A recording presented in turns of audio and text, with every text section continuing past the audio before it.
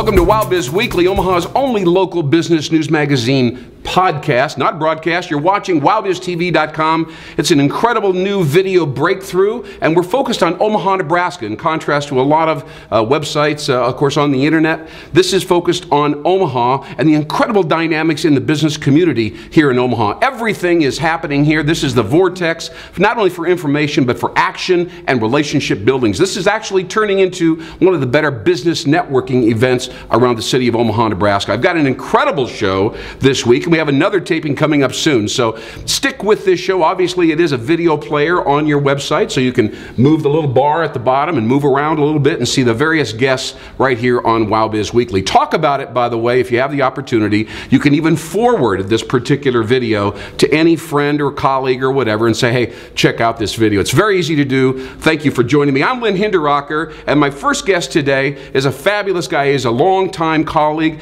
and he is a creative person, ladies and gentlemen. I met him years ago when he worked for Design Basics here in Omaha, and he was an editor of a magazine. He's evolved. He's an incredible illustrator, and I know you may not have talked to or met a lot of illustrators lately. He has an incredible skill. He works with publishers in New York City. He does children's books, has an incredible appreciation for whimsy and spontaneity and detail. He's an entrepreneur, and that's what we're about right here at the Mastercraft Building in Omaha, Nebraska. Please welcome my friend Bruce Arendt, everybody, right here. Bruce Arendt. Hey! Did you know that I could just make that up on the spot? That was good. Was that incredible? I wish it were true. No, you are a special talent, multifaceted. You're a Renaissance man because you've done a lot of things. But let's face it, sometimes you have to learn how to do different things, don't you? I mean, you do. Huh? You just have to pick up skills. You have to just force yourself, because if there's nobody else who's going to teach you, you've got to teach yourself. Bruce, tell me, you started your solo practice on your own. It's a courageous act. How long ago was that? It was about 3.5 years ago, actually, the March of '09. March of '09. Yeah, I had been the editorial director for a publishing company in Washington, D.C. That's right. And with the housing economy and all of that going downhill, I lost that job, and I had always wanted to do the fun stuff, yes, the drawing, the fun pictures and things, and rather than just editing. And I thought, well, I never had the guts to leave my secure corporate job, but when it left me, I thought, well, I might as well give it a shot. You had the guts. Yeah. Congratulations to you. And you've like all sole practitioners, you've had ups and downs. You've gone through a lot of interesting experiences. Share with these folks. We have a lot of Creighton business students in the room, in this live audience, this unique experiment in podcasting. Share with them, and of course the people who are turning on this video player, what are some of the lessons, some of the things that you would have never thought, right, that have absorbed your psyche? I think one of the things that I've learned, if anything, is that you have to, and this sounds so trite, but you have to just learn how to discipline yourself to stick with something and be patient, because nothing in the business world that I've found moves as fast as it should. Yes. To my standards, at least. Yeah. And working with publishers, submitting manuscripts or artwork, and or working with clients that are doing the same. I do a lot of illustrating for other people who write. Yes, and let's inject Arendt Creative Group. Arendt Creative Group. That's the name of your operation. ArendtCreative.com.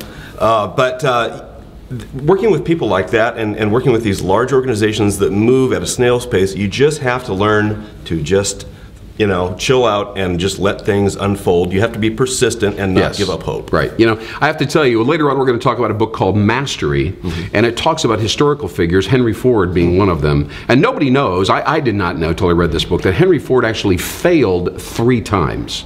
And his message was, you just have to, it was not a big deal for him. Didn't bother him at all. Yeah. And his attitude was, you have to keep tinkering with the business model. You do. Right? Just kind of stick with it and keep innovating and reapplying it, new business tactics, new relationships, and so on, and eventually it unfolds. Right? Would you say that principle is true? That's exactly true. One thing that I had to learn, had to teach myself, basically, or actually take some classes for computer graphics, computer drawing. Yeah, and the illustrations, digital world too. Because I'm primarily, I'm mostly, just by hand, the old school, pens, paint, ink, whatever. And there's something charming about that, but go on. There is, and a lot of illustrators do use that technique still.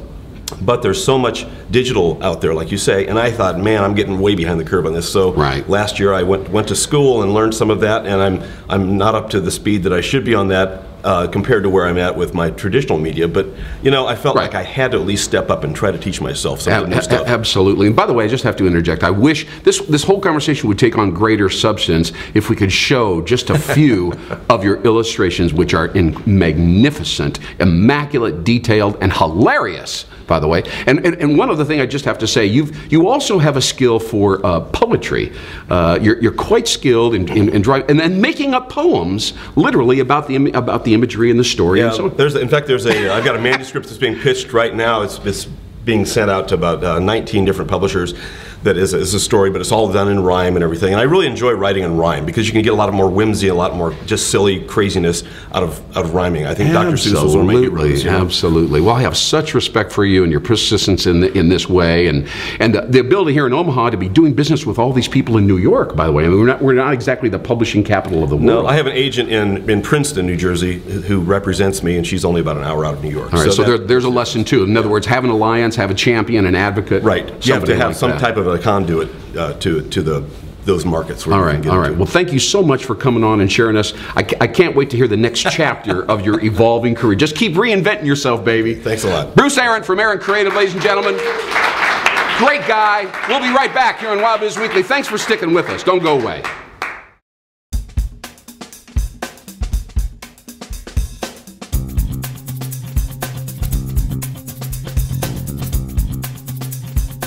I want to interrupt this particular edition, this taping of Wild Biz Weekly here today at Mastercraft Center, and introduce you to a book that I've stumbled across recently as a result of the generosity of a local independent bookstore here in the Omaha area, the Bookworm Bookstore at 87th and Pacific here in Omaha, Nebraska. It's a fabulous little store, and this book is special, so relevant to the audience and the people that I'm talking to. And the name of the book is Mastery.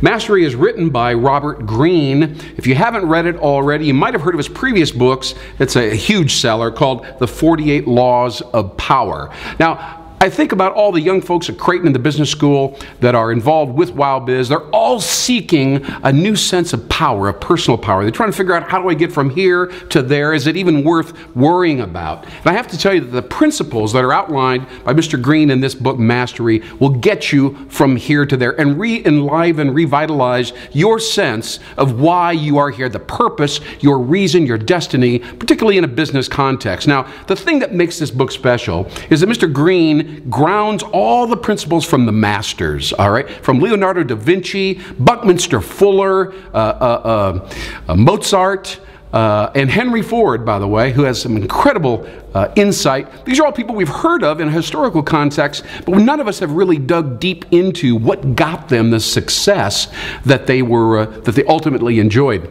Now, some of us have heard of Malcolm Gladwell. You may have heard of the book called Outliers, a very popular book. Gladwell also wrote Blink, and then he wrote this interesting book called Outliers, where he revealed that the people that are the leaders of society today have actually put in, he quantified it, 10,000 hours. 10,000 hours of practice. And that's how they got to be who they are.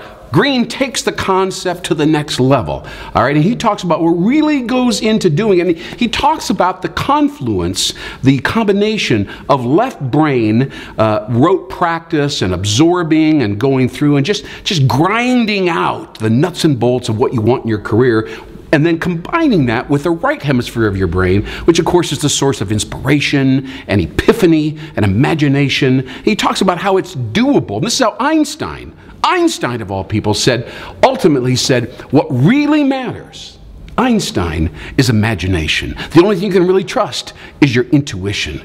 But here we know, and we learn in this book, that those ideas don't come to you until you put in 10,000 hours of hard work, sticking with it, grinding it out, knowing that every time you face a setback or a failure, a little bit of adversity, just keep tinkering, just keep going forward.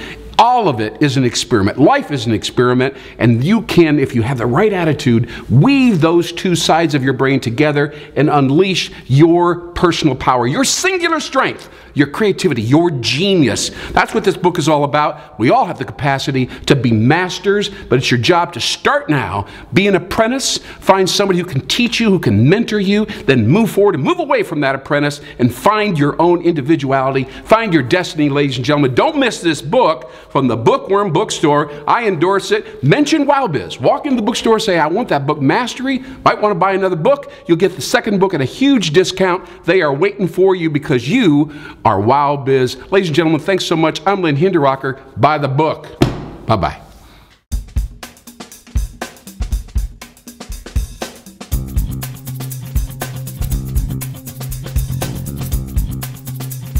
We're going into the fourth quarter of 2012 here in Omaha, Nebraska, and we are looking at a new mayoral campaign. Jim Suttle, of course, is the incumbent.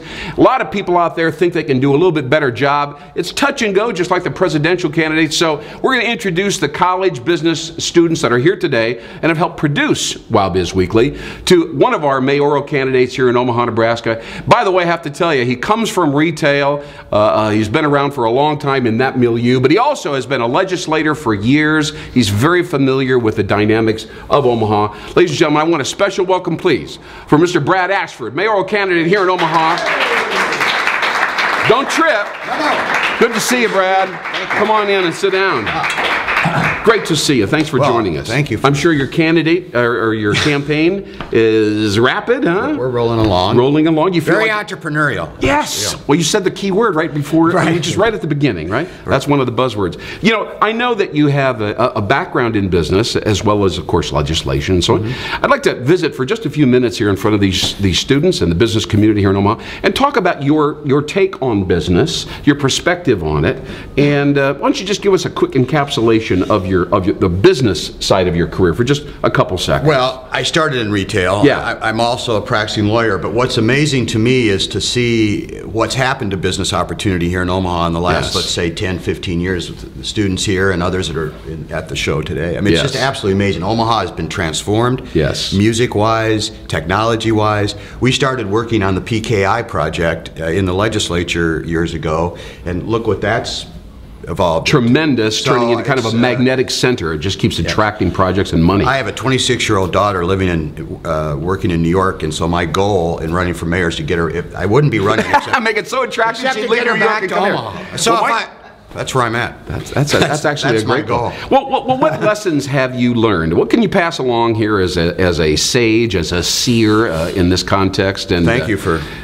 You like that? Yeah. Yeah. Well, share with them any insights that you have about business. I mean, we just talked to Bruce Arendt. He talked about the importance of resilience and adaptation as your business evolves and the market keeps changing on you. Planning. I mean, I think something we lack in government is a little bit is planning ahead, and then and trust. Our family was in the retail clothing business at 15th and Farnham. Yes. Starting in 1886. Wow. So we've been here a while. Bunch of Swedes, and I think when you're in the retail clothing business, you learn how to trust is a major thing. You have to trust your customers, and your customers have to trust you, or you might as well just close the door. So I think trust is one of the lessons. Also, building relationships. Yes.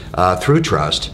Your customer, I remember as a young person down at the store, at the noontime, people would come in from UP, and they'd spend their lunch hour there, and that's what I grew up with. So that's sort of been a model, and I don't think it matters what business you're in. You've got to have those things going for you. You absolutely do. Now, as we look into the future, all right, and if you were talking to downtown Rotary, those kinds of folks, and they said, well, you know, what about the business community here? We've got sewer issues, we have infrastructure issues, obviously there's budget issues, there's union stuff going on, but what about the business community? And of course, maybe David Brown sitting there from the chamber, and he's dying to hear what you got to say about this. What would be your message about that aspect of this experience? The reason I'm running for this office, I've been in the legislature a long time, is that we need to build a platform for future business. What that platform means is we've got to keep, and it's trite to say, but we have to run government many ways like the private sector, and the way you do that is by building public-private partnerships that matter.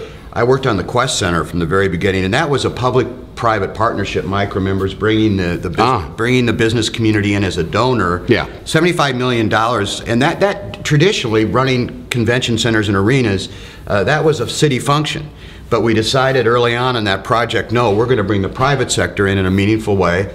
And when you do that, your government has a role to enable and to keep things moving, but the private sector has the Mecca that runs the Quest Center has a $30 million reserve. I don't know of any government entity that has any reserves at all, frankly. The city of Omaha that has $30 million unless they have an issue with taxes. So yeah. Right. Now we got to keep we've got to address the deficit. Approximately $1 billion in deficit in the pension plans. Huge. And these kids, young people, I'm sorry, kids is the wrong word, they cannot be saddled with the burden of how we didn't address that. That would be irresponsible. It would be irresponsible. It would be negligent. I have a 26-year-old, 32-year-old, and a 15-year-old, and I'm not about to let them have to fiddle with that stuff.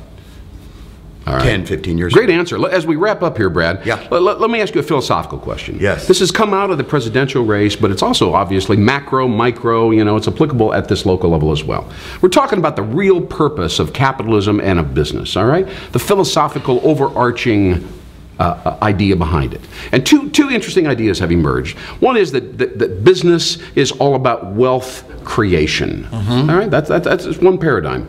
Creating wealth, right?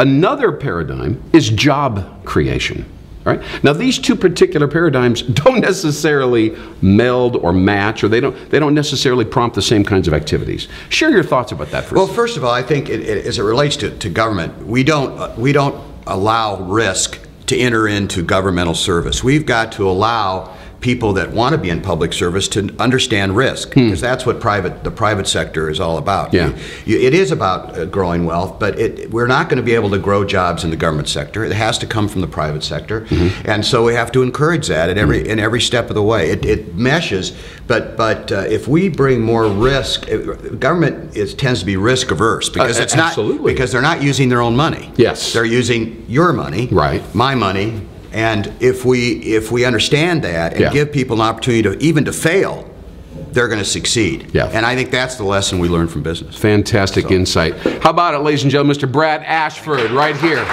Brad, thanks for coming. I couldn't have asked for a better interview, sir. Great to see you. Thank you so very, very much. We'll be right back on Wild Biz Weekly. I'm Blim Hinderrocker. Don't go away. All right. Thanks a lot.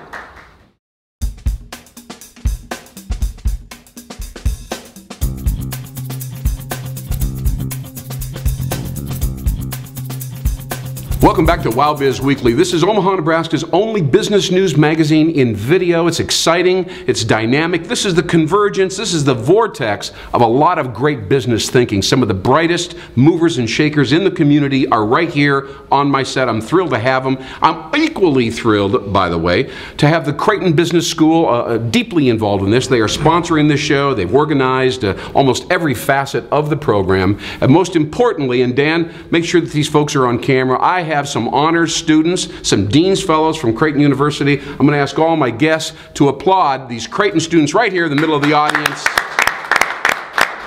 We are so pleased. I appreciate all the effort you put into the show. Each one of you has written summaries of shows and recommended guests and so on. So I thank you sincerely for your involvement to date. Among those guests, people that you've recommended, you've suggested, as we glanced at the World Herald recently, the Omaha World Herald, there was an interesting story about commercial lending here in Omaha, and commercial lending scene. And there are a lot of quotes from various different bank officials talking about the contrary trends, the uncertainty, the ambiguity. And one of those people quoted was this gentleman right here. Please welcome Mr. Michael Dare from Omaha State Bank, everybody. Please say hi.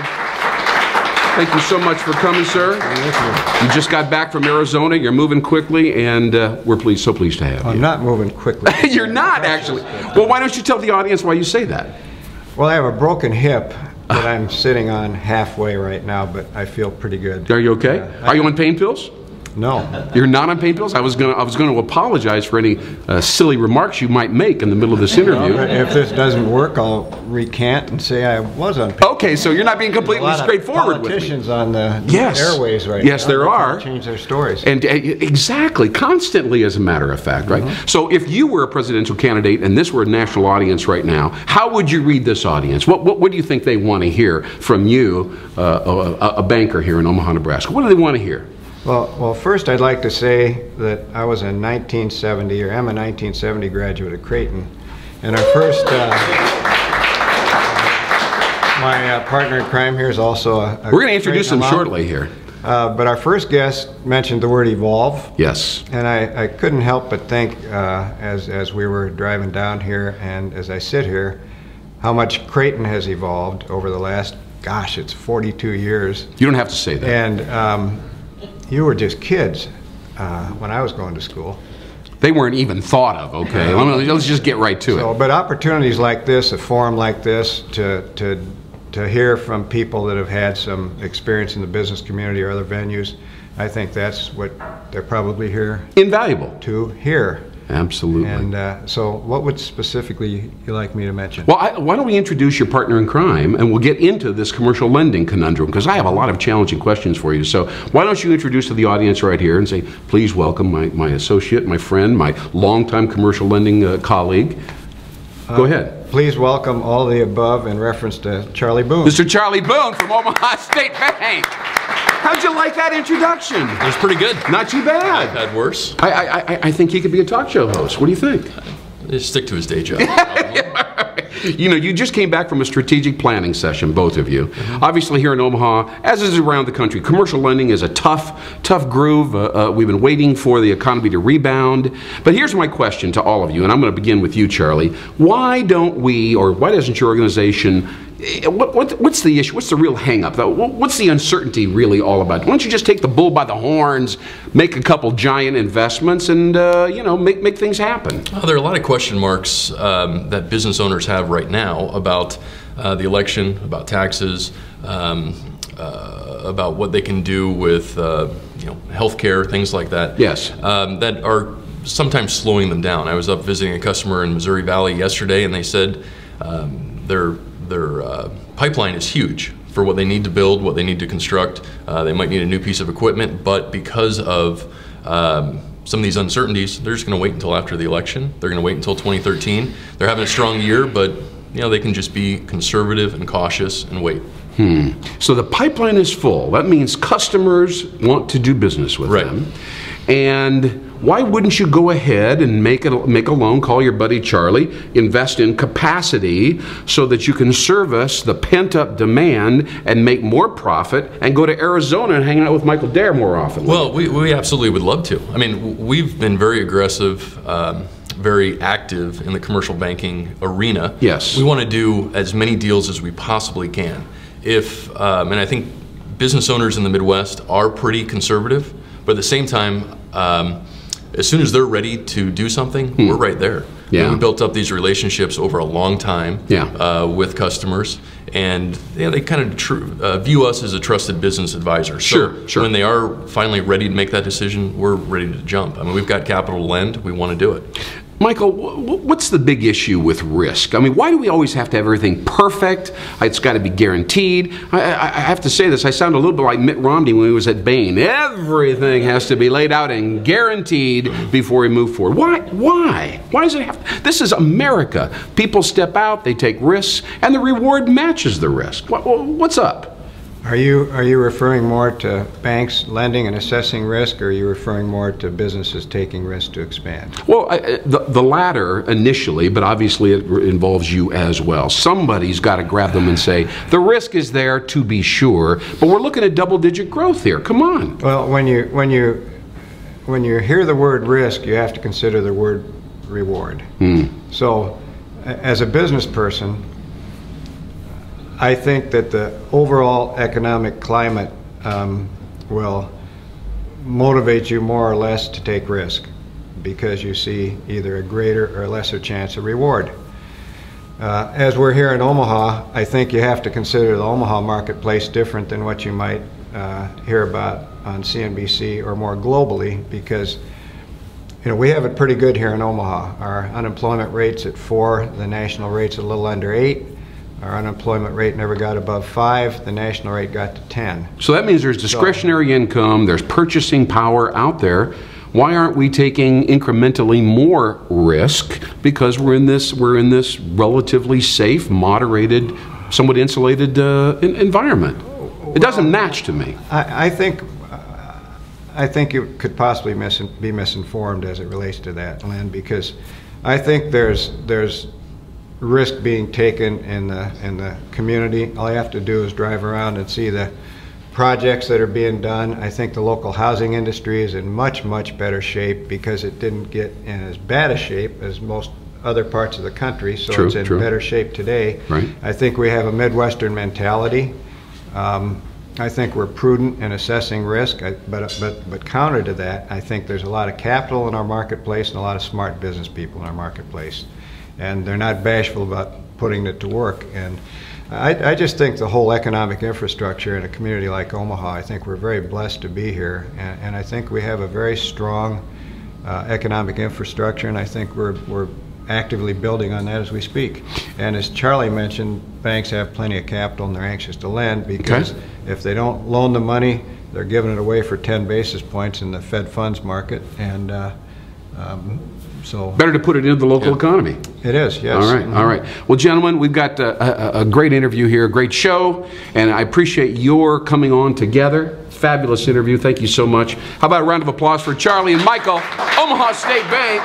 They understand the marketplace. We'll be right back. Thanks for watching the Wild Biz Week. We got a new show coming right up. Thanks very much.